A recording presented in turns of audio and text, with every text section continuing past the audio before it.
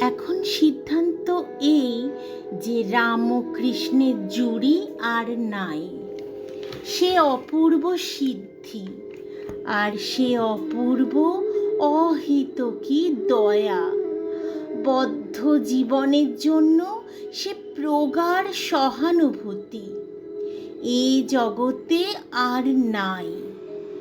হয় তিনি অবতার, যেমন তিনি নিজে বলিতেন, অথবা বেদান্ত দর্শনে যাহাকে নিত্য সিদ্ধ মহাপুরুষ লোকহিতায় মুক্তহপি শরীর গ্রহণকারী বলা হইয়াছে, নিশ্চিত নিশ্চিত ইতি মে মতি, এবং তাহার উপাসনায় পাতঞ্জলোক্ত মহাপুরুষ প্রণিধানাধ্যা। স্থান গাজীপুর, 15ই মার্চ 1890 সাল। আমি কল্ল এই স্থান হইতে চলিলাম। দেখি অদৃষ্ট কোথায় লইয়া যায়। স্থান গাজীপুর, 31শে মার্চ 1890 সাল। আমি কয়েক দিবস এ স্থানে ছিলাম না এবং অদ্যই পুনর্বার চলিয়া যাইব। গঙ্গাধর ভায়াকে এ স্থানে আসিতে লিখিয়াছি। যদি আইসেন, তাহা হইলে তৎসহ আপনার সন্নিধানে যাইতেছি। কতকগুলি বিশেষ কারণবশত এ স্থানের কিছু দূরে এক গ্রামে গুপ্তভাবে কিছুদিন থাকিব। তাহার পৌঁছানো সংবাদ পাই নাই। তাহারও শরীর ভালো নহে, তজ্জন্য অত্যন্ত চিন্তিত আছি। তাহার সহিত আমি অত্যন্ত নিষ্ঠুর ব্যবহার করিয়াছি, অর্থাৎ আমার সঙ্গ ত্যাগ করিবার জন্য তাহাকে অত্যন্ত বিরক্ত করিয়াছি। কি করি? আমি বড়ই দুর্বল, বড়ই মায়া সমাচ্ছন্ন। আশীর্বাদ করুন যেন কঠিন হইতে পারি। আমার মানসিক অবস্থা আপনাকে কি বলিব। মনের মধ্যে নরক দিবারাত্রি জ্বলিতেছে। কিছুই হইল না। এ জন্ম বুঝি বিফলে গোলমাল করিয়া গেল। কি করি কিছুই বুঝিতে পারিতেছি না। বাবাজি মিষ্টি মিষ্টি বলি কয়েন আর আটকাইয়া রাখেন। আপনাকে কি বলিব? আমি আপনার চরণে শত শত অপরাধ করিতেছি। অন্তর যাতনায় ক্ষিপ্ত ব্যক্তির কৃত বলিয়া সে সকল মার্জনা করিবেন। আমার গুরু ভ্রাতারা আমাকে অতি নির্দয় ও স্বার্থপর বোধ করিতেছে। কি করি? মনের মধ্যে কে দেখিবে আমি দিবারাত্রি কি যাতনা ভুগিতেছি? কে জানিবে? আমার কোমরের বেদনা সেই প্রকারই আছে। স্থান বাগবাজার, 26শে মে 1890 সাল। আমি রামকৃষ্ণের গোলাম। তাহাকে দেই তুলসী তিল দেহ সমর্পিন করিয়াছি। তাহার নির্দেশ লঙ্ঘন করিতে পারি না। সেই মহাপুরুষ যদ্যপি 40 বৎসর যাবৎ এই কঠোর ত্যাগ, বৈরাগ্য এবং পবিত্রতা এবং কঠোরতম সাধন করিয়া ও অলৌকিক জ্ঞান, ভক্তি, প্রেম ও বিভূতিমান হইয়াও অকৃতকার্য হইয়া শরীর ত্যাগ করিয়া থাকেন। তবে আমাদের আর কি ভরসা? অতএব তাহার বাক্য আপ্তবাক্যের ন্যায় আমি বিশ্বাস করিতে বাধ্য। আমার উপর তাহার নির্দেশ এই যে তাহার দ্বারা স্থাপিত এই ত্যাগী মণ্ডলীর দাসত্ব আমি করিব। ইহাতে যা হইবার হইবে, এবং স্বর্গ বা নরক বা মুক্তি যাহাই আসুক লইতে রাজি আছি। তাহার আদেশ এই যে তাহার ত্যাগী সেবক মণ্ডলী যেন একত্রিত থাকে, এবং তজ্জন্য আমি ভারপ্রাপ্ত। অবশ্য কেহ কেহ এদিক ওদিক বেড়াইতে গেল, সে আলাদা কথা, কিন্তু সে বেড়ানো মাত্র। তাহার মত এই ছিল যে এক পূর্ণ সিদ্ধ তাহার ইতস্তত বিচরণ সাজে। তা যতক্ষণ না হয় এক জায়গায় বসিয়া সাধনে নিমগ্ন হওয়া উচিত।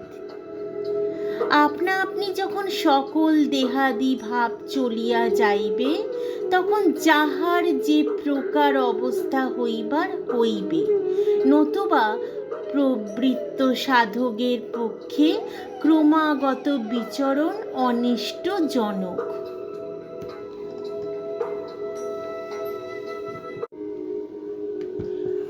অতএব উক্ত নির্দেশক্রমে তাহার সন্ন্যাসী মণ্ডলী বরাহনগরে একটি পুরাতন জীর্ণ বাটিতে একত্রিত আছেন, এবং সুরেশচন্দ্র মিত্র এবং বলরাম বসু নামক তাহার 2টি গৃহস্থ শিষ্য তাহাদের আহারাদি নির্বাহ এবং বাটি ভাড়া দিতেন। ভগবান রামকৃষ্ণের শরীর নানা কারণে অগ্নি সমর্পণ করা হইয়াছিল। এই কার্য যে অতি গর্হিত তাহার আর সন্দেহ নাই। এক্ষণে তাহার ভস্মাবশেষ অস্থি সঞ্চিত আছে। উহা গঙ্গা তীরে কোন স্থানে সমাহিত করিয়া দিতে পারিলে উক্ত মহাপাপ হইতে কথঞ্চিৎ বোধহয় মুক্ত হইব। উক্ত অবশেষ এবং তাহার গদির এবং প্রতিকৃতির যথা নিয়মে আমাদিগের মঠে প্রত্যহ পূজা হইয়া থাকে, এবং আমার এক ব্রাহ্মণ কুলোদ্ভব গুরুভ্রাতা উহা কার্যে দিবারাত্র লাগিয়া আছেন। উক্ত পূজাদির ব্যয়ও উক্ত 2 মহাত্মা করিতেন। যাহার জন্মে আমাদের বাঙালি কুল পবিত্র ও বঙ্গভূমি পবিত্র হইয়াছে, যিনি এই পাশ্চাত্য বাকছটায় মোহিত ভারতবাসীর পুনরুদ্ধারের জন্য অবতীর্ণ হইয়াছিলেন, যিনি সেই জন্যেই অধিকাংশ ত্যাগী শিষ্যমণ্ডলী ইউনিভার্সিটির মেন হইতে সংগ্রহ করিয়াছিলেন, এই বঙ্গদেশে তাহার সাধন ভূমির সন্নিকটে তাহার কোনো স্মরণচিহ্ন হইল না। ইহার পর আর আক্ষেপের কথা কি আছে? পূর্বোক্ত 2 মহাত্মার নিতান্ত ইচ্ছা ছিল যে গঙ্গা তীরে একটি জমি ক্রয় করিয়া তাহার অস্থি সমাহিত করা হয়, এবং তাহার শিষ্যবৃন্দও তথায় বাস করেন, এবং সুরেশবাবু তজ্জন্য 1000 টাকা দিয়াছিলেন, এবং আরও অর্থ দিবেন বলিয়াছিলেন। কিন্তু ঈশ্বরের গূঢ় অভিপ্রায় তিনি কল্লরাত্রে ইহলোক ত্যাগ করিলেন। বলরাম বাবুর মৃত্যু সংবাদ আপনি পূর্ব হইতেই জানেন। এখানে তাহার শিষ্যেরা তাহার এই গদি ও অস্থি লইয়া কোথায় যায় কিছুতেই স্থিরতা নেই। কথা প্রসঙ্গে বলে রাখি, বঙ্গদেশের লোকের কথা অনেক, কাজে এগোয় না, সেটা আপনি জানেন।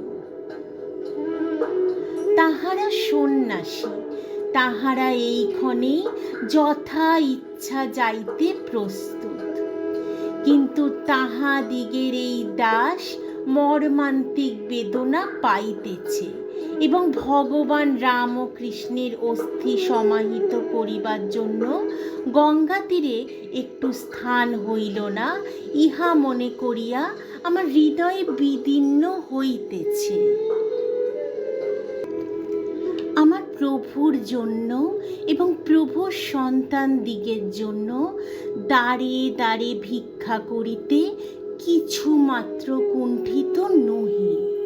আমার বিবেচনায় যদি এই অতি অকপট বিদ্বান সৎকুলোদ্ভূত যুবা সন্ন্যাসীগণ স্থানাভাবে এবং সাহায্যাভাবে রামকৃষ্ণের ভাব লাভ করিতে না পারেন, তাহা হইলে আমাদের দেশের অহদুর্দৈবম। যদি বলেন আপনি সন্ন্যাসী, আপনার এ সকল বাসনা কেন? আমি বলি, আমি রামকৃষ্ণের দাস। তাহার নাম, তাহার জন্ম ও সাধন ভূমিতে দৃঢ় প্রতিষ্ঠিত করিতে ও তাহার শিষ্যগণের সাধনের অনুমাত্র সহায়তা করিতে যদি আমাকে চুরি ডাকাতি করিতে হয়, আমি তাহাতেও রাজি। এই জন্যেই কলিকাতায় ফিরিয়া আসিলাম। স্থান বাগবাজার, 6ই জুলাই 1890 সাল। এবারে আমার গাজীপুর পরিত্যাগ করিবার ইচ্ছা ছিল না, অথবা কলিকাতা আসিবার মোটেই ইচ্ছে ছিল না, কিন্তু কালীর পীড়ার সংবাদে আমাকে কাশী আসিতে হইল এবং বলরাম বাবুর আকস্মিক মৃত্যু আমায় কলিকাতায় টানিয়া আনিল। সুরেশ বাবু ও বলরাম বাবু দুজনেই ইহলোক হইতে চলিয়া গেলেন। গিরিশচন্দ্র ঘোষ মঠের খরচ চালাইতেন এবং আপাতত ভালোই ভালোই দিন গুজরান হইয়া যাইতেছে। আমি শীঘ্রই এই ভাড়ার টাকাটা জোগাড় হইলেই আলমোড়া যাইবার সংকল্প করিয়াছি। সেখান হইতে গঙ্গা তীরে গাড়োয়ালের কোনো এক স্থানে গিয়া দীর্ঘকাল ধ্যানে মগ্ন হইবার ইচ্ছা। গঙ্গাধর আমার সঙ্গে যাইতেছে। বলিতে কি, আমি শুধু এই বিশেষ উদ্দেশ্যেই তাহাকে কাশ্মীর হইতে নামাইয়া আনিয়াছি। এ পর্যন্ত একমাত্র যে জিনিসটি তোমাদের করা উচিত ছিল সেইটি করো নাই, অর্থাৎ কোমর বাঁধো এবং বৈঠো যাও। আমার মতে জ্ঞান জিনিসটা এমন কিছু সহজ জিনিস নয় যে তাকে ওঠ ছুরি তোর বে বলে জাগিয়ে দিলেই হলো। আমার দৃঢ় ধারণা যে কোনো যুগেই মুষ্টিমেয় লোকের অধিক কেহ জ্ঞান লাভ করে না, এবং সেই হেতু আমাদের ক্রমাগত এই বিষয়ে লাগিয়া পড়িয়া থাকা এবং অগ্রসর হইয়া যাওয়া উচিত। তাহাতে মৃত্যু হয় সেও স্বীকার। এই আমার পুরানো চাল, জানোই তো। আর আজকালকার সন্ন্যাসীদের মধ্যে জ্ঞানের নামে যে ঠকবাজি চলিতেছে তাহা আমার বিলক্ষণ জানা আছে। আমার স্বাস্থ্য এখন খুব ভালো, আর গাজীপুর থাকার ফলে যে উন্নতি হইয়াছে তাহা কিছুকাল থাকিবে বলিয়াই আমার বিশ্বাস। এক দৌড়ে আমি হিমালয়ে যাইবার জন্য ব্যস্ত হইয়াছি। এবার আর পওহারী বাবা ইত্যাদি কাহারও কাছে নহে। তাহারা কেবল লোককে নিজ উদ্দেশ্য হইতে ভ্রষ্ট করিয়া দেয়। একেবারে উপরে যাইতেছি।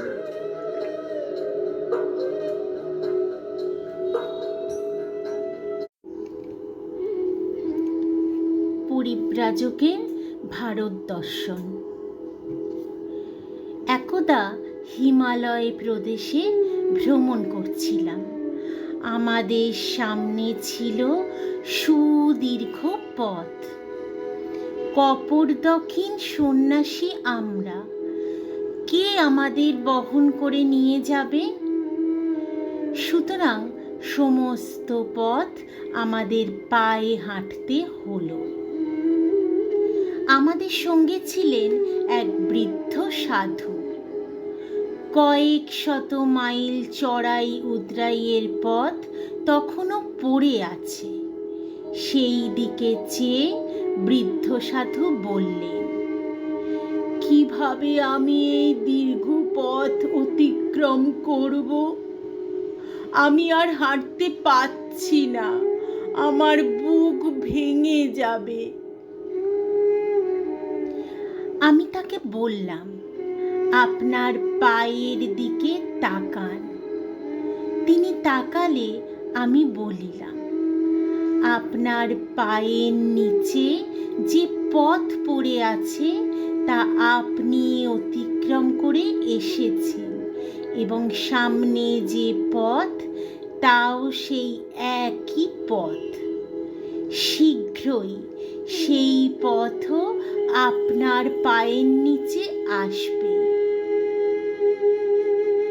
উচ্চতম বস্তুগুলি তোমাদের পায়ের তলায়, কারণ তোমরা দিব্য নক্ষত্র। এসব বস্তুই তোমাদের পায়ের তলায়। ইচ্ছা করলে তোমরা নক্ষত্রগুলি মুঠিতে ধরে গিলে ফেলতে পারো। তোমাদের যথার্থ স্বরূপের এমনই শক্তি। বলিয়ান হও, সমস্ত কুসংস্কারের ঊর্ধ্বে ওঠো এবং মুক্ত হও। বারবার আমি মৃত্যুর কবলে পড়েছি। কতবার দিনের পর দিন অনাহারে কাটিয়েছি। কতবার পায়ে নিদারুণ ক্ষত দেখা দিয়েছে। হাঁটতে অক্ষম হয়ে ক্লান্ত দেহে বৃক্ষতলে পড়ে মনে হয়েছে এইখানেই জীবন লীলা শেষ হয়ে যাবে। কথা বলতে পারিনি, চিন্তা শক্তি তখন লুপ্ত প্রায়। কিন্তু অবশেষে ওই মন্ত্র মনে জেগে উঠেছে, আমার ভয় নেই, আমার মৃত্যু নেই, আমার ক্ষুধা নেই, আমার তৃষ্ণা নেই, আমি ব্রহ্ম, আমি ব্রহ্ম। বিশ্ব প্রকৃতির সাধ্য নেই যে আমাকে ধ্বংস করে। প্রকৃতি আমার দাস। হে পরমাত্মন, হে পরমেশ্বর, তোমার শক্তি বিস্তার করো। তোমার ঋতরাজ্য পুনরধিকার করো। ওঠো, চলো, থেমো না।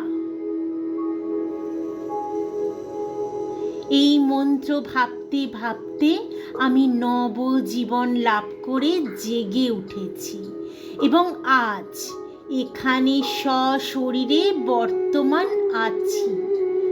সুতরাং যখনই অন্ধকার আসবে তখনই নিজের স্বরূপ প্রকাশ করো। দেখবে সব বিরুদ্ধ শক্তি বিলীন হয়ে যাবে।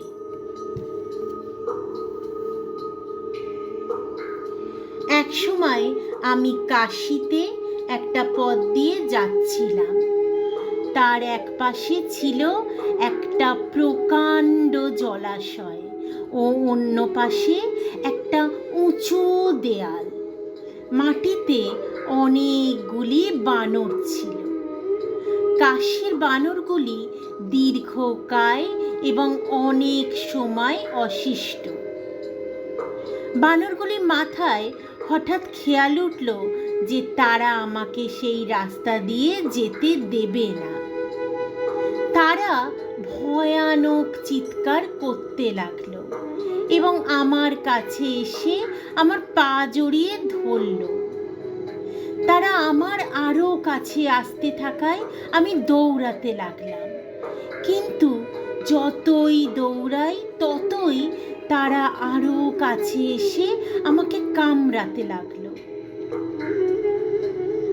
বানরদের হাত এড়ানো অসম্ভব বোধ হলো। এমন সময় হঠাৎ একজন অপরিচিত লোক আমাকে ডাক দিয়ে বলল, বানরগুলির সম্মুখীন হও। আমি ফিরে যেমন তাদের দিকে মুখ করে দাঁড়ালাম, অমনি তারা পিছু হটে পালালো। সমগ্র জীবন আমাদের এই শিক্ষা পেতে হবে, যা কিছু ভয়ানক তার সম্মুখীন হতে হবে, সাহসের সঙ্গে তা রুখতে হবে। দুঃখ কষ্টের ভয়ে না পালিয়ে তাদের সম্মুখীন হলেই বানর দলের মতো সেগুলি হটে যায়।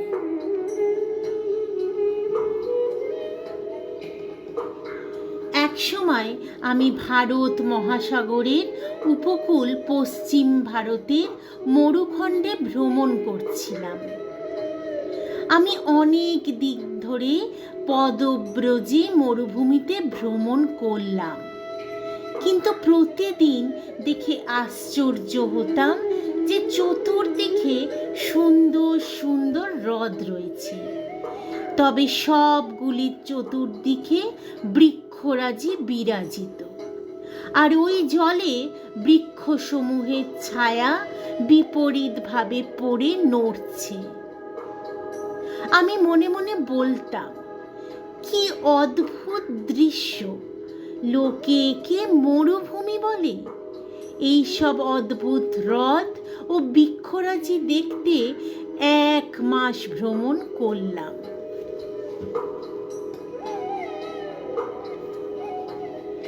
একদিন অতিশয় তৃষ্ণার্ত হয়ে একটু জল খাবার ইচ্ছা হলো।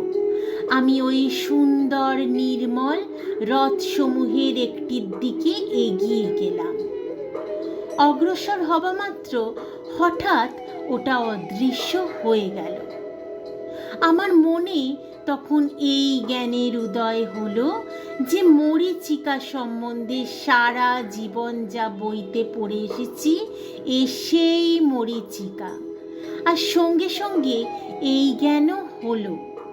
সারা মাস ধরে প্রত্যহই আমি মরীচিকাই দেখে আসছি, কিন্তু জানতাম না যে এটা মরীচিকা। তারপর আবার চলতে আরম্ভ করলাম। আগেকার মতোই হ্রদ দেখা যেতে লাগলো, কিন্তু সঙ্গে সঙ্গে এই বোধ হতে লাগলো যে ওটা মরীচিকা, সত্য হ্রদ নয়। এই জগৎ সম্বন্ধেও একই কথা। আমরা প্রতিদিন, প্রতি মাস, প্রতি বৎসর জগৎ রূপ মরুভূমিতে ভ্রমণ করছি, কিন্তু মরীচিকাকে মরীচিকা বলে বুঝতে পারছি না। একদিন এই মরীচিকা অদৃশ্য হবে, কিন্তু সে আবার দেখা দেবে। শরীর প্রাক্তন কর্মের অধীন থাকবে, সুতরাং ওই মরীচিকা ফিরে আসবে। যতদিন আমরা কর্মে আবদ্ধ, ততদিন জগৎ আমাদের সামনে আসবে। নর নারী, পশু উদ্ভিদ, আসক্তি, কর্তব্য সব আসবে, কিন্তু তারা আগেকার মতো আমাদের উপর প্রভাব বিস্তার করতে সমর্থ হবে না। নতুন জ্ঞানের প্রভাবে কর্মের শক্তি নষ্ট হবে, তার বিষ দূরীভূত হবে। জগৎ একেবারে পরিবর্তিত হয়ে যাবে, কারণ যখনই জগৎ দেখা যাবে ততই সত্য মরীচিকার প্রভেদ জ্ঞানও দেখা দেবে।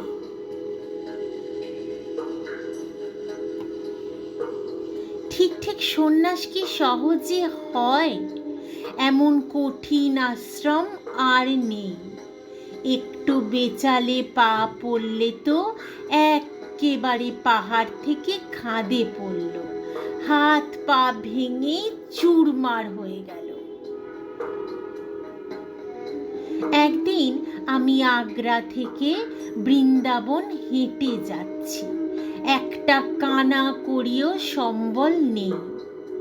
বৃন্দাবনের প্রায় ক্রোশাধিক দূরে আছি। রাস্তার ধারে একজন লোক বসে তামাক খাচ্ছে দেখে বড়ই তামাক খেতে ইচ্ছে হলো। লোকটাকে বললুম, ওরে ছিলি মেটে দিবি? সে যেন জড়সড় হয়ে বলল, মহারাজ হাম ভাঙ্গি মেথর হ্যায়, সংস্কার কি না। শুনেই পেছিয়ে এসে তামাক না খেয়ে পুনরায় পথ চলতে লাগলাম। খানিকটা গিয়েই মনে বিচার এলো, তাই তো সন্ন্যাস নিয়েছি, জাত কুল মান সব ছেড়েছি, তবুও লোকটা ম্যাথর বলাতে পেছিয়ে এলো। তার ছোঁয়া তামাক খেতে পারলুম না, এই ভেবে প্রাণ অস্থির হয়ে উঠল। তখন প্রায় এক পথ এসেছি। আবার ফিরে গিয়ে সেই মেথরের কাছে এলুম। দেখি তখনও লোকটা সেখানে বসে আছে। গিয়ে তাড়াতাড়ি বললুম, ওরে বাপ, এক ছিলিম তামাক সেজে নিয়ে আয়। তার আপত্তি গ্রাহ্য করলুম না, বললুম ছিলিমে তামাক দিতেই হবে। লোকটা কি করে, অবশেষে তামাক সেজে দিল। তখন আনন্দে ধূমপান করে বৃন্দাবনে এলুম। সন্ন্যাস নিয়ে জাতি বর্ণের পারে চলে গেছি কিনা পরীক্ষা করে নিজেকে দেখতে হয়। ঠিক ঠিক সন্ন্যাস ব্রত রক্ষা করা কত কঠিন, কথায় ও কাজে এক চুল এদিক ওদিক হবার জো নেই। প্রত্যেক ধর্মেই তপস্যা ও কৃচ্ছ সাধন আছে। ধর্মের এই দিকটিতে হিন্দুরা সর্বদা চরম সীমায় গিয়ে থাকেন। এমন অনেকে আছে যারা সারা জীবন ঊর্ধ্বে হাত তুলে রাখে, যে পর্যন্ত না ওটা শুকিয়ে অবশ হয়ে যায়। এক ঊর্ধ্ববায়ু পুরুষকে আমি একবার দেখেছিলাম। তাকে জিজ্ঞাসা করি, যখন প্রথম প্রথম এটা অভ্যাস করতেন তখন কিরকম বোধ করতেন? তিনি বললেন, প্রথম প্রথম ভয়ানক যন্ত্রণা বোধ হতো। এত যন্ত্রণা হতো যে নদীতে গিয়ে জলে ডুবে থাকতাম। তাতে কিছুক্ষণের জন্য যন্ত্রণার কতকটা উপশম হতো। 1 মাস পরে আর বিশেষ কষ্ট ছিল না। এই রকম অভ্যাসের দ্বারা সিদ্ধি বা বিভূতি লাভ হয়ে থাকে। যখন জয়পুরে ছিলুম তখন এক মহাবৈয়াকরণের সঙ্গে দেখা হয়। তার কাছে ব্যাকরণ পড়তে ইচ্ছা হলো। ব্যাকরণী মহাপণ্ডিত হলেও তার অধ্যাপনায় তত ক্ষমতা ছিল না। আমাকে প্রথম সূত্রের ভাষ্য 3 দিন ধরে বোঝালেন, তবুও আমি তার কিছু মাত্র ধারণা করতে পারলুম না।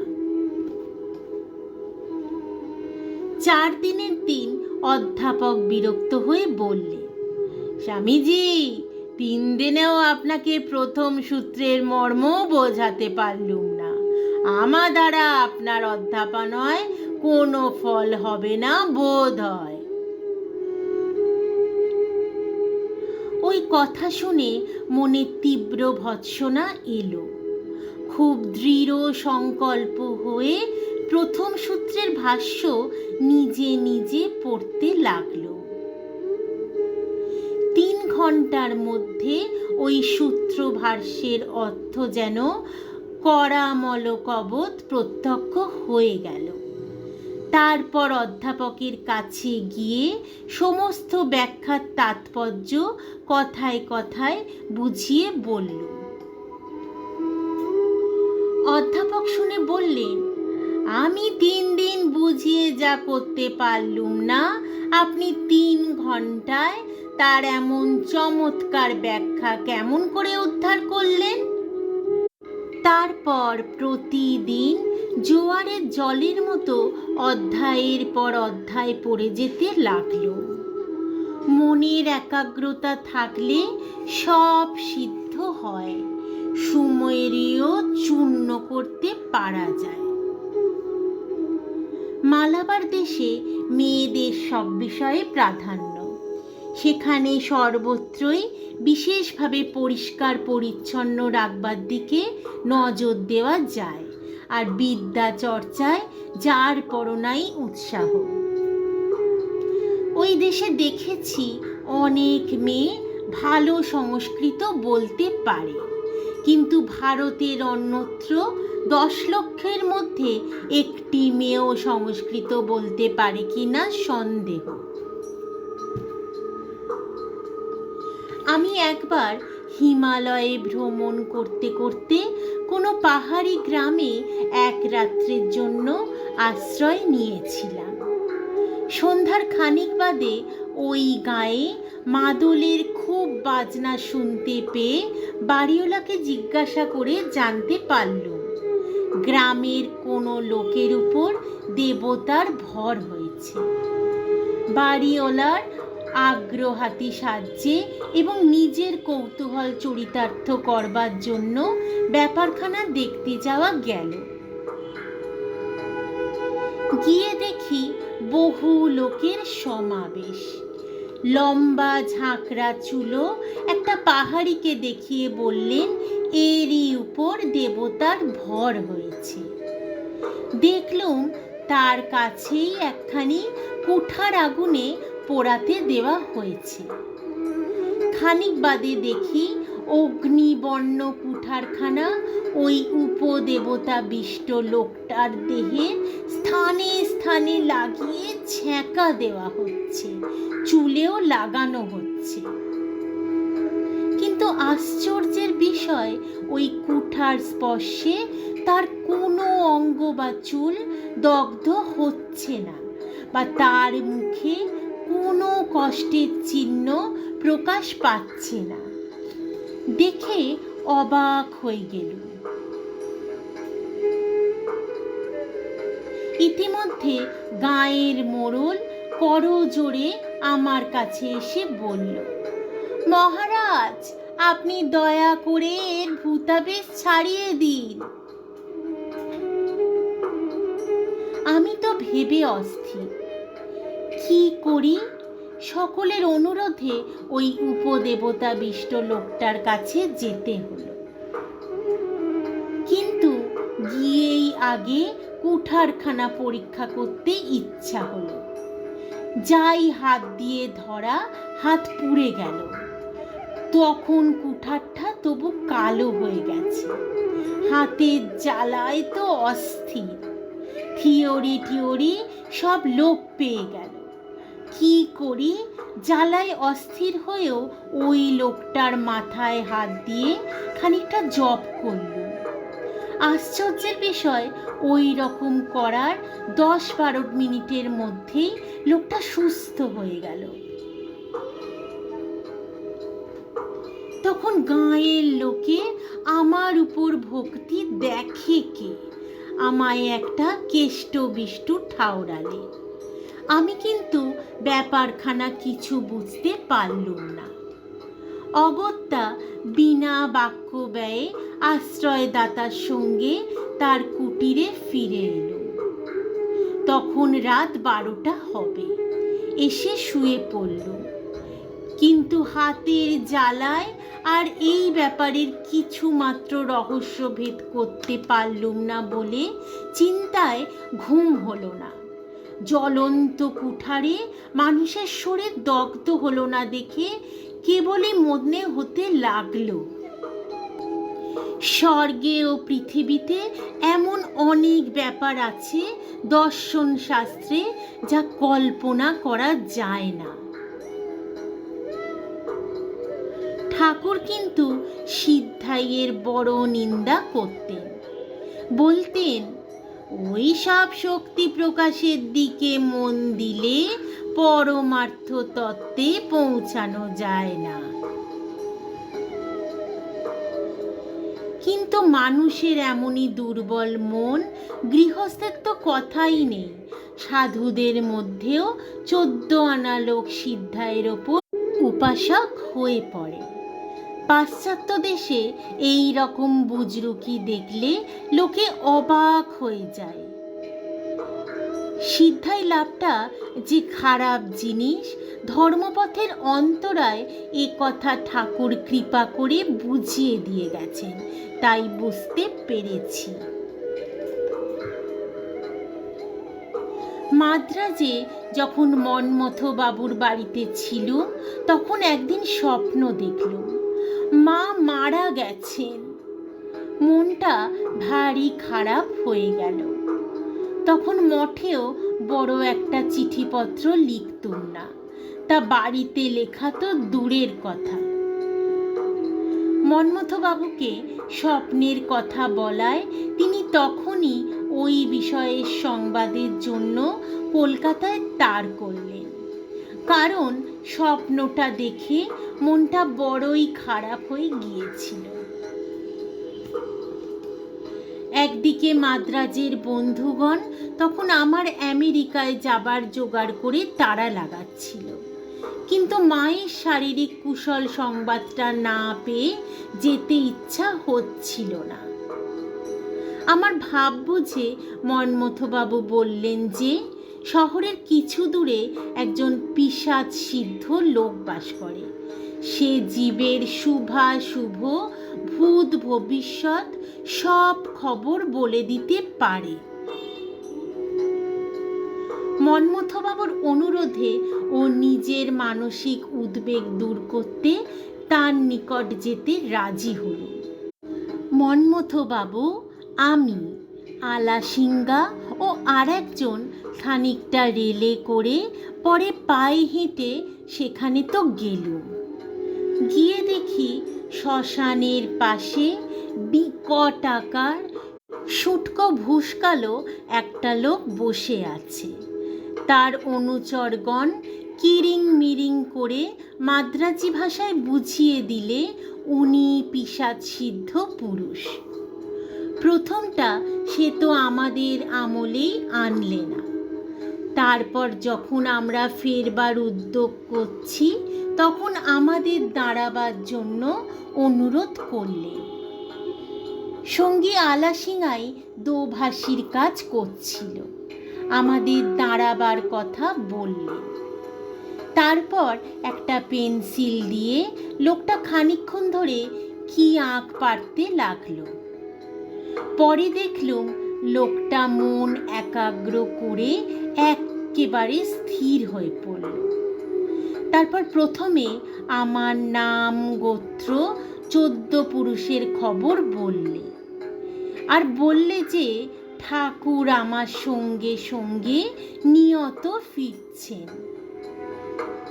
মায়ের মঙ্গল সমাচারও বললেন। ধর্ম প্রচার করতে আমাকে যে বহু দূরে অতি শীঘ্র যেতে হবে তাও বলে দিলেন। এইভাবে মায়ের মঙ্গল সংবাদ পেয়ে ভট্টাচার্যের সঙ্গে শহরে ফিরে এলো।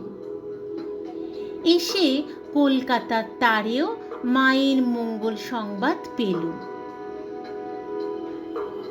ব্যাটা কিন্তু যা যা বলেছিল ঠিক তাই তাই হয়ে গেল, তা সেটা কাকতালীয় হোক বা আর যাই হোক। আমি কি না দেখে না শুনে যা তা কতকগুলো বিশ্বাস করি এমন ছেলেই নই। মহামায়ার রাজ্যে এসে জগৎ ভেলকির সঙ্গে সঙ্গে কত কি ভেলকি না দেখল। মায়া মায়া, সব মায়া।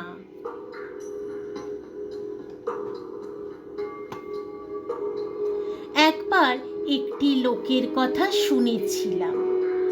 মনে মনে কোনো প্রশ্ন ভেবে তার কাছে যাওয়া মাত্রই তিনি সেই প্রশ্নের উত্তর দিয়ে দিতেন। আরও শুনেছিলাম তিনি ভবিষ্যৎবাণীও করেন। মনে কৌতূহল জাগল, তাই কয়েকজন বন্ধুর সঙ্গে তাকে দেখতে গেলাম।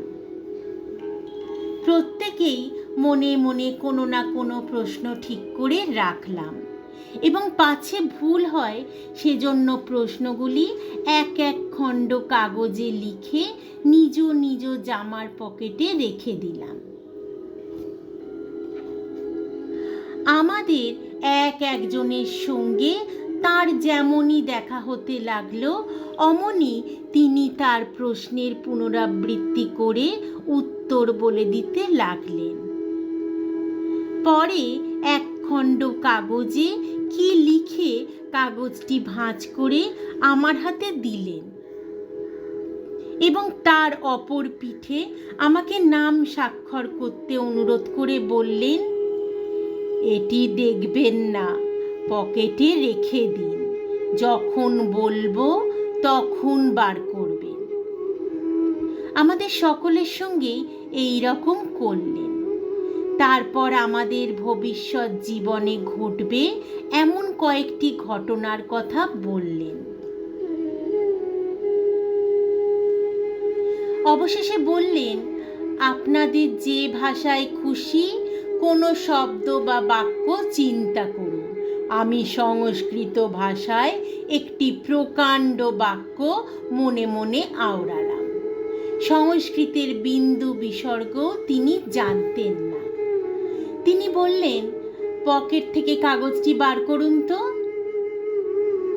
দেখি তাতে সেই সংস্কৃত বাক্যটি লেখা রয়েছে। 1 ঘন্টা আগে তিনি এটি লিখে রেখেছিলেন আর নিচে মন্তব্য করে দিয়েছিলেন, যা লিখে রাখলাম ইনি পরে সেই বাক্যটি ভাববেন। ঠিক তাই হলো।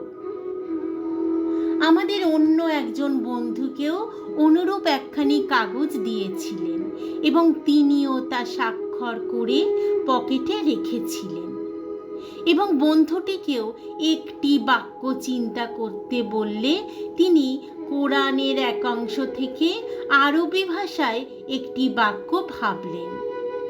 ওই লোকটিও সে ভাষা জানবার সম্ভাবনা ছিল আরও কম। বন্ধুটি দেখলেন সেই বাক্যটি কাগজে লেখা আছে। সঙ্গীদের মধ্যে আর একজন ছিলেন ডাক্তার। তিনি জার্মান ভাষায় লিখিত কোনো ডাক্তারি বই থেকে একটি বাক্য ভাবলেন। তার কাগজে তাই পাওয়া গেল। সেদিন হয়তো কোনো রকমে প্রতারিত হয়েছি ভেবে কিছুদিন পরে আমি আবার সেই লোকটির কাছে গেলাম। সেদিন আমার সঙ্গে নূতন আর এক দল বন্ধু ছিলেন। সেদিনও তিনি অদ্ভুত সাফল্যের পরিচয় দিয়েছিলেন। আর একবার হায়দ্রাবাদ শহরে থাকার সময় শুনলাম যে সেখানে একজন ব্রাহ্মণ আছে। তিনি হরেক রকমের জিনিস বার করে দিতে পারেন। কোথা থেকে যে আসে সেগুলি কেউ জানে না। তিনি একজন স্থানীয় ব্যবসায়ী এবং সম্ভ্রান্ত ভদ্রলোক। আমি তার কৌশল দেখতে চাইলাম। ঘটনাচক্রে তখন আমার জ্বর। ভারতে একটা সাধারণ বিশ্বাস প্রচলিত আছে যে কোনো সাধু অসুস্থ লোকের মাথায় হাত বুলিয়ে দিলে তার অসুখ সেরে যায়। ব্রাহ্মণটি সেজন্য আমার কাছে এসে বললেন, মশাই, মাথায় হাত বুলিয়ে আমার জ্বর সারিয়ে দিন। আমি বললাম, ভালো কথা, তবে আমাকে আপনার কৌশল দেখাতে হবে। তিনি রাজি হলেন। তার ইচ্ছা মতো আমি তার মাথায় হাত বুলিয়ে দিলাম। তিনিও তার প্রতিশ্রুতি পালনের জন্য বাইরে আসলেন।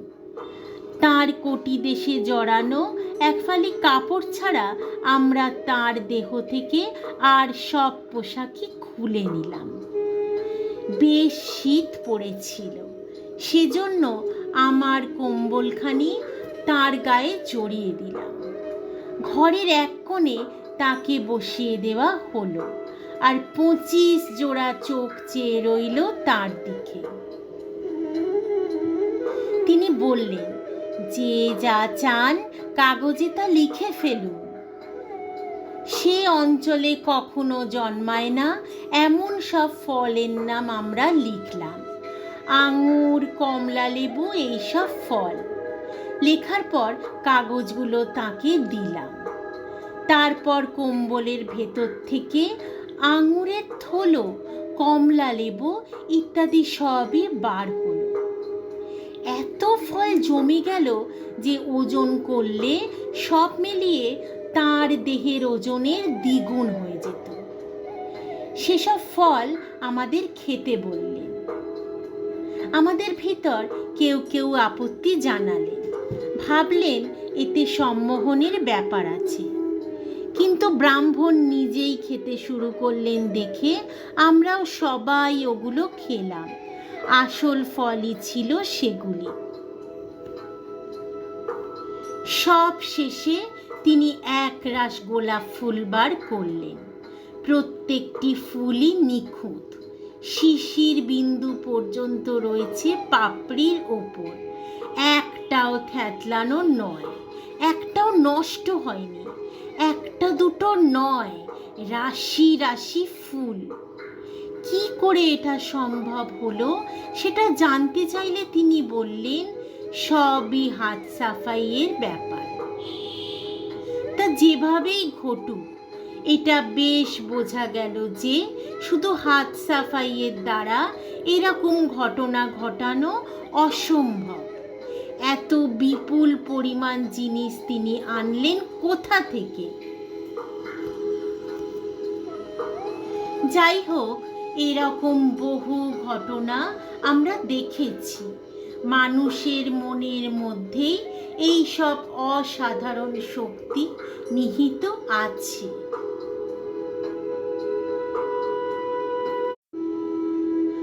মনোবিজ্ঞানের অতি অল্পই আমি জানি, কিন্তু যেটুকু জানি সেটুকু শিখতেই আমাকে জীবনে 30 বছর ধরে খাটতে হয়েছে। তারপর যেটুকু শিখেছি 6 বছর ধরে লোকের কাছে তা বলে বেড়াচ্ছি। এই শিখতেই আমার 30 বছর লেগেছে। কঠোর পরিশ্রম সহকারে 30 বছর কাটাতে হয়েছে। কখনো কখনো 24 ঘন্টার মধ্যে 20 ঘন্টা খেটেছি। কখনো রাত্রে মাত্র 1 ঘন্টা ঘুমিয়েছি। কখনো বা সারা রাতি পরিশ্রম করেছি। কখনো কখনো এমন সব জায়গায় বাস করেছি যাকে প্রায় শব্দহীন, বায়ুহীন বলা চলে। কখনো বা গুহায় বাস করতে হয়েছে। কথাগুলি ভেবে দেখো। এসব সত্ত্বেও আমি অতি অল্প জানি বা কিছুই জানি না। আমি যেন এ বিজ্ঞানের বহির্বাসের স্পর্শ পেয়েছি, কিন্তু আমি ধারণা করতে পারি যে এ বিজ্ঞানটি সত্য, সুবিশাল এবং অত্যাশ্চর্য। প্রথমে কোনো একটি বিষয় নিয়ে ধ্যান অভ্যাস করতে হয়। এক সময় আমি একটা কালো বিন্দুতে মনঃসংযম করতাম। ওই পর্বে শেষে আর বিন্দুটাকে দেখতে পেতুম না, বা সামনে যে রয়েছে তা বুঝতে পারতুম না। মন নিরোধ হয়ে যেত, কোনো বৃত্তির তরঙ্গ উঠত না, যেন নিবাত সাগর। ওই অবস্থায় অতীন্দ্রিয় সত্যের কিছু ছায়া দেখতে পেত। তাই মনে হয় যে কোনো সামান্য বিষয় ধরে ধ্যান অভ্যাস করলেও একাগ্র বা ধ্যানস্থ হওয়া যায়। তবে যাতে যার মন বসে সেটা মেনে নিয়ে ধ্যান অভ্যাস করলে মন শীঘ্র স্থির হয়ে যায়। তাই এদেশে এত দেবদেবী মূর্তির পূজা। এমন কয়েকজন মানুষের সঙ্গে আমার সাক্ষাৎ হয়েছে, যারা আমাকে বলেছেন পূর্বজন্মের কথা তাদের স্মরণ আছে। তারা এমন এক অবস্থা লাভ করেছেন যাতে তাদের পূর্বজন্মের স্মৃতি উদিত হয়েছে। আমায় প্রশ্ন করা হলো, আপনি কি আপনার পূর্বজন্মগুলি জানেন? আমি বললাম, হ্যাঁ পারি, জানতে পারি, জানিও, কিন্তু বিশদে বলবো না। আমার ভারত ভ্রমণকালে এক জায়গায় দলে দলে অনেক মানুষ আমার কাছে ভিড় করত ও উপদেশ চাইত। যদিও বিশ্বাস করা কষ্টসাধ্য, তারা আসত এবং 3 দিন ধরে দিন রাত আমি তাদের সঙ্গে কথা বলতে বাধ্য হতাম। তারা আমাকে মুহূর্তের জন্য বিশ্রাম দিত না। এমনকি আমি কিছু খেয়েছি কিনা তাও তারা আমাকে জিজ্ঞাসা করত না। তৃতীয় রাত্রে সকলে চলে গেলে একটি ছোট জাতের দরিদ্র মানুষ এসে আমাকে বলল, স্বামীজি, আমি লক্ষ্য করেছি আজ 3 দিন আপনি কিচ্ছু আহার করেননি, এমনকি 1 গ্লাস জলও খাননি। এতে আমি খুব বিকষ্ট বোধ করছি। শুনে আমার মনে হলো স্বয়ং ভগবানই এই দিন লোকটির বেশে আমাকে পরীক্ষা করছেন। আমি তাকে বললাম, তুমি আমাকে কিছু খেতে দিতে পারো কি? সে বললে, স্বামীজি, দেবার জন্য আমার প্রাণ তো ব্যাকুল, কিন্তু আমার তৈরি চাপাটি আপনি খাবেন কি করে? আমি আটা, ডাল ইত্যাদি এনে দিই, আপনি নিজে তৈরি করে খান। সন্ন্যাসাশ্রমের নিয়মানুসারে আমি তখন অগ্নি স্পর্শ করতাম না। তাই আমি তাকে বললাম, তোমার হাতের তৈরি চাপাটি আমাকে দাও, আমি তাই খাব। শুনে লোকটি বিষম ভয় পেল। সে ছিল ক্ষেত্রীর মহারাজার প্রজা, তাই তার ভয়। মহারাজা যদি শোনেন যে সে মুচি হয়ে একজন সাধুকে তার হাতে তৈরি চাপাটি দিয়েছে, তাহলে তিনি তাকে কঠোর শাস্তি দেবেন এবং হয়তোবা রাজ্য থেকে নির্বাসিত করবেন। আমি তাকে বললাম, তোমার ভয় নেই, এজন্যে মহারাজা তোমাকে কোনো শাস্তি দেবেন না। কিন্তু সে কথা বিশ্বাস করতে পারল না। তবু অন্তরের দয়ার বশেই সে তার তৈরি চাপাটি আমাকে এনে দিল। খেয়ে আমার মনে হলো স্বয়ং দেবরাজ ইন্দ্র যদি আমাকে স্বর্ণ পাত্রে করে স্বর্গে সুধা এনে দিতেন, তাও এত সুস্বাদু লাগতো না। লোকটির দয়ার কথা স্মরণ করে চোখে জল এলো এবং ভাবলাম দিন কুটির গুলিতে এইরকম উদার হৃদয় হাজার হাজার লোক বাস করে, কিন্তু আমরা তাদের নীচ জাতি ও অস্পৃশ্য বলে ঘৃণা করি। পরে আমি যখন ক্ষেত্রীর মহারাজার সঙ্গে সুপরিচিত হলাম, তখন আমি তাকে ওই লোকটির এই মহৎ কাজের কথা বলি। 2-4 দিনের মধ্যেই মহারাজা লোকটিকে ডাকলেন। খুব বড় রকমের একটা শাস্তির ভয়ে সে কাঁপতে কাঁপতে মহারাজার কাছে এলো। মহারাজা কিন্তু তার কাজের জন্য তাকে প্রশংসা করলেন ও সে যাতে সচ্ছলভাবে জীবনযাপন করতে পারে তার ব্যবস্থা করে দিলেন।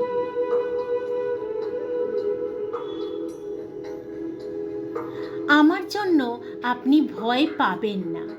এটা সত্যি আমাকে প্রায় বট গাছের তলায় শুয়ে কোনো দয়ালু চাষির দেওয়া দুমুঠো অন্ন খেয়ে দিন কাটাতে হয়, কিন্তু সেই সঙ্গে এই কথাও একই রকম সত্য যে এই আমি আবার কোনো মহারাজার অতিথি হয়ে বিশাল প্রাসাদে দিনের পর দিন বাস করি, আর যুবতী দাসী ময়ূর পাখা দিয়ে আমাকে সারা রাত বাতাস করে। আমার জীবনে অনেক প্রলোভন এসেছে, ওতে আমি বিলক্ষণ অভ্যস্ত। আপনি আমাকে নিয়ে বৃথা চিন্তা করবেন না। ওহ, কি কষ্টের মধ্য দিয়েই না দিন গিয়েছে। একবার উপর্যুপরি 3 দিন খেতে না পেয়ে রাস্তার ওপর মূর্ছিত হয়ে পড়েছিলাম। যখন জ্ঞান হলো, দেখলাম সর্বাঙ্গ বৃষ্টির জলে ভিজে গেছে। জলে ভিজে শরীরটা একটু সুস্থ বোধ করছিলাম।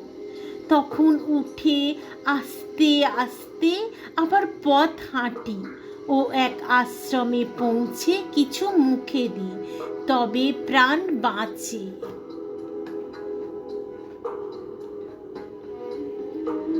তখন আমি হিমালয়ে কঠোর তপস্যা করছি।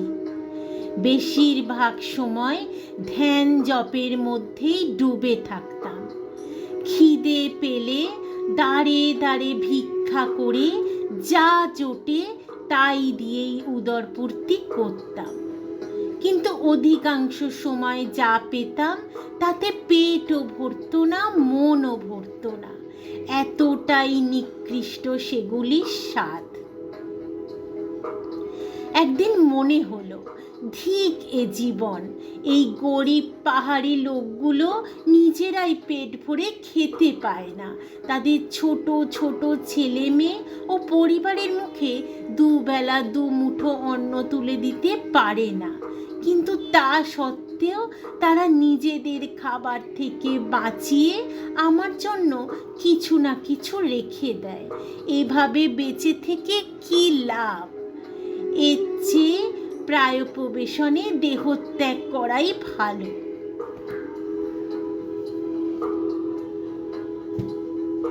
যেই একথা মনে হলো, অমনি মাধু করিতে যাওয়া বন্ধ করে দিলাম।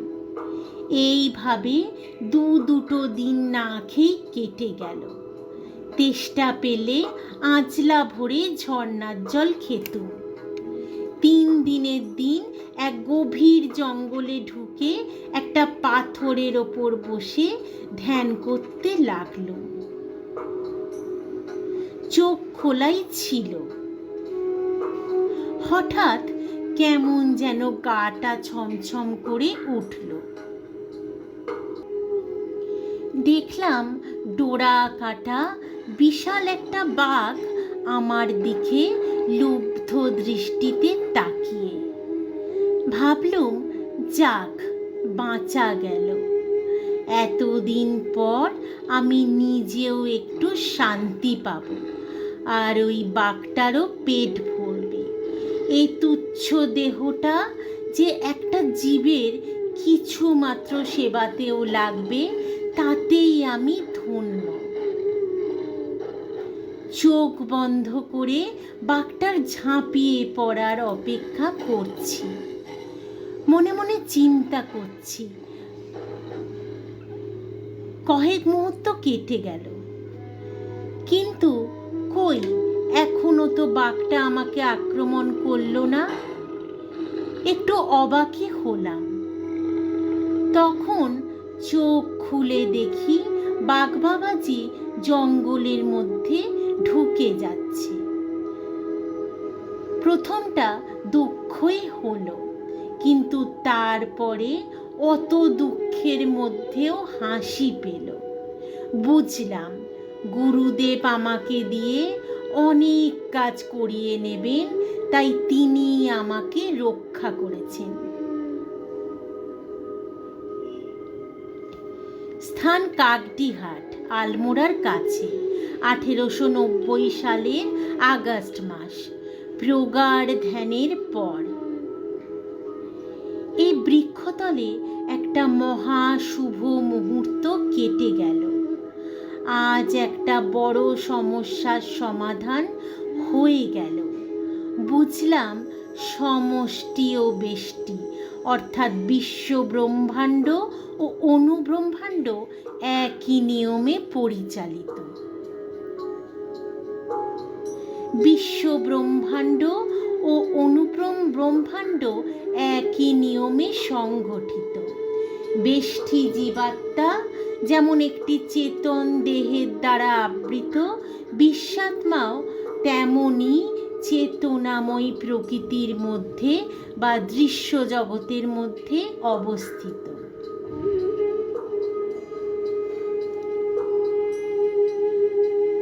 পশ্চিমে যাবার প্রস্তুতি। স্থান হায়দ্রাবাদ, 11 ফেব্রুয়ারি 1893 সাল। আমার সব মতলব ফেঁসে চুরমার হয়ে গেল, আর এই জন্যে আমি গোড়াতেই মাদ্রাজ থেকে তাড়াতাড়ি বেরিয়ে পড়বার জন্য ব্যস্ত হয়েছিলাম। সেক্ষেত্রে আমাকে আমেরিকা পাঠাবার জন্য আর্যাবত্যের কোনো রাজাকে ধরবার যথেষ্ট সময় হাতে পেলাম, কিন্তু হায়, এখন অনেক দেরি হয়ে গেছে। প্রথমত, এই গরমে আমি ঘুরে বেড়াতে পারবো না, তা করতে গেলে মারা যাব।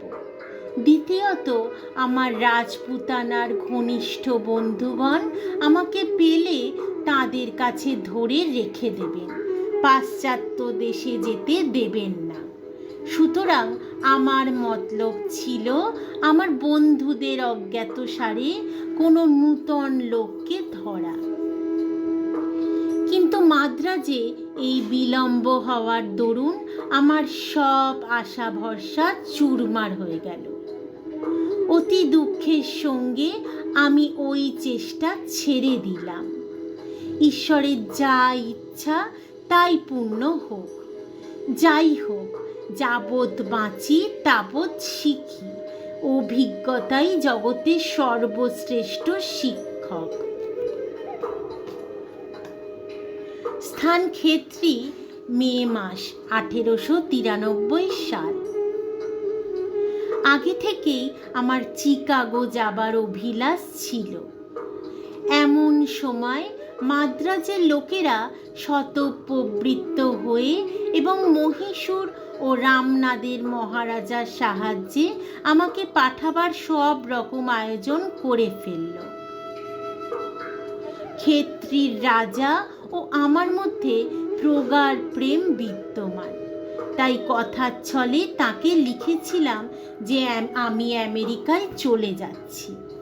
এখন ক্ষেত্রীর রাজা মনে করলেন যে যাবার পূর্বে তার সঙ্গে দেখা করে যাবই।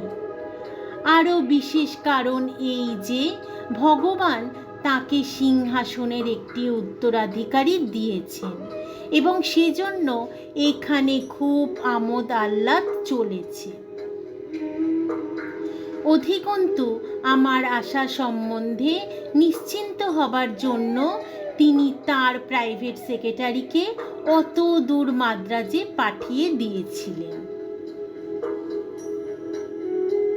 স্থান বোম্বে, 22শে মে 1893 সাল। কয়েকদিন হলো বোম্বে পৌঁছেছি, আবার 2-4 দিনের মধ্যে এখান থেকে বার হব। ক্ষেত্রের মহারাজার প্রাইভেট সেক্রেটারি ও আমি বর্তমানে একত্র আছি। আমার প্রতি তার ভালোবাসা ও সহৃদয়তার জন্য আমি যে কত কৃতজ্ঞ তা ভাষায় প্রকাশ করতে পারি না। রাজপুতানার জনসাধারণ যে শ্রেণীর লোককে তাজিমি সর্দার বলে অভিহিত করে থাকে এবং যাদের অভ্যর্থনার জন্য স্বয়ং রাজাকেও আসন ত্যাগ করে উঠতে হয়, ইনি সেই সর্দার শ্রেণীর লোক। অথচ ইনি এত অনাড়ম্বর এবং এমনভাবে আমার সেবা করেন যে আমি সময় সময় অত্যন্ত লজ্জা বোধ করি। এই ব্যবহারিক জগতে এমন ঘটনা প্রায়ই ঘটতে দেখা যায় যে যারা খুব সৎ লোক তারা নানা প্রকার দুঃখ কষ্টের মধ্যে পতিত হন। এই রহস্য দুর্গেও হতে পারে, কিন্তু আমার ব্যক্তিগত অভিজ্ঞতা এই যে এ জগতের সব কিছুই মূলত সৎ। উপরের তরঙ্গমালা যে রূপী হোক, তার অন্তরালে গভীরতম প্রদেশে প্রেম ও সৌন্দর্যের এক অনন্ত বিস্তৃত স্তর বিদ্যমান।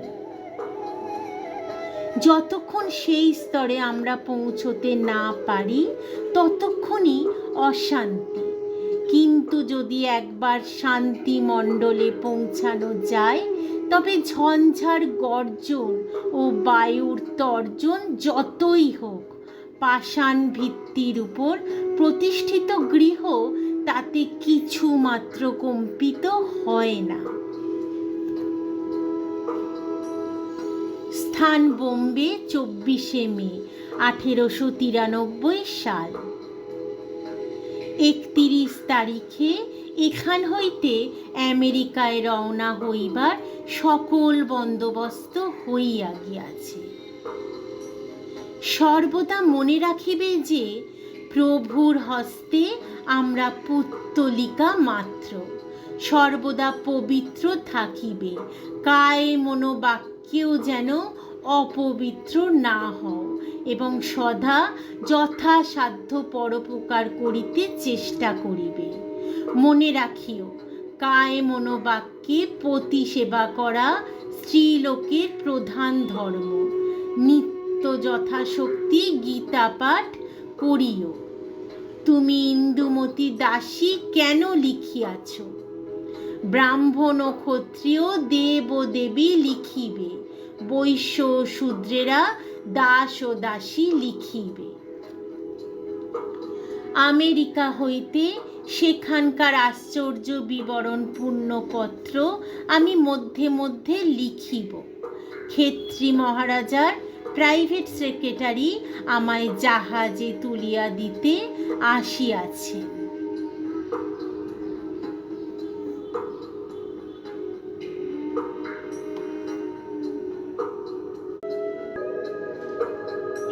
শেষ হলো আমি বিবেকানন্দ বলছি রচনার পর্ব 4, আদি মঠ বরানগর এবং আমার পরিব্রাজক জীবন, এই পর্বটি। খুব শীঘ্রই আমি বিবেকানন্দ বলছি রচনার 5ম পর্ব দৈব আহ্বান ও বিশ্ব ধর্ম সভা নিয়ে আমি খুব শীঘ্রই আপনাদের কাছে ফিরে আসছি। ততক্ষণ ভালো থাকবেন এবং সুস্থ থাকবেন আর শুনতে থাকবেন আমি বিবেকানন্দ বলছি রচনাটি। বিদায় জানাচ্ছি। ধন্যবাদ।